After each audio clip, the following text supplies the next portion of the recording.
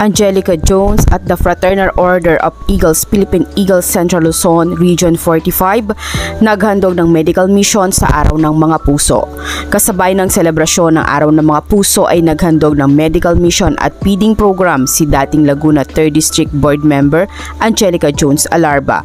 Katuwang ang the Fraternal Order of Eagles, Philippine Eagles Central Luzon, Region 45 sa pangunguna ni Governor Rafael Agcawili sa Barangay Silangan, Dayap, Kalawan, Laguna. Magandang araw po sa inyong lahat. Ako po si Ms. Flawless, the former board member of 3rd District of Laguna, Angelica Jones Alarba. Ngayong araw po ng Mga Puso, mas pinili ko po na makapiling po ang ating mga kabarangay, constituents dito sa Barangay Silangan, Dayap, Kalawan, sa pangunguna po ng ating Barangay Chairman Kraft Ansanggo ng Barangay, kung saan po ginawa po namin dito ang medical mission and feeding program, ang kalusugan ng bawat pamilya para sa Araw ng Mga Puso at tapat ng Ash Wednesday. Valentine's Day ay para sa Panginoon, para sa bawat pamilya at para sa bawat kalusugan ng pamilya, dahil napakahalaga po sa akin ang kalusugan ng pamilya. Kaya po nagpapasalamat po kay Governor Agcawili sa ating Luzon, Eagles Luzon, to our Governor Agcawili, Ate Leng, sa lahat ng Puyat Eagles, sa ating Eagles.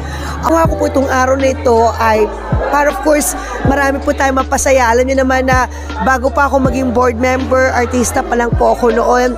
Every year, meron po talaga akong public service na ginagawa, hindi lang sa Laguna, kundi sa buong Pilipinas, na tumutulong tayo sa mga nangangailangan ng tulong. At syempre po, malapit yung puso ko sa mga may sakit, dahil namatay nga ang dad ko sa pancreatic cancer, and mom ko survivor.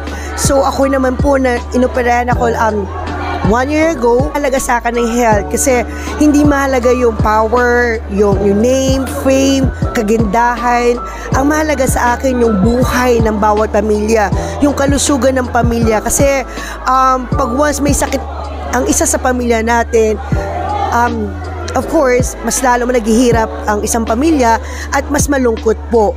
Kaya po, napakalaga sa akin na makapamigay ng libreng gamot, feeding program at check-up. Nagbigay ng mensahe si Dayap Barangay Chairman Domingo Audihe at Ms. Leng Divina Gracia Gonzales, presidente ng Lady Eagles Club Southern Metro District. Natutuwa at taga netong pagkakataon ay napili ang amin pong Barangay Dayap sa pagkakaroon po ng medical mission na halos dinumog ng maraming tao.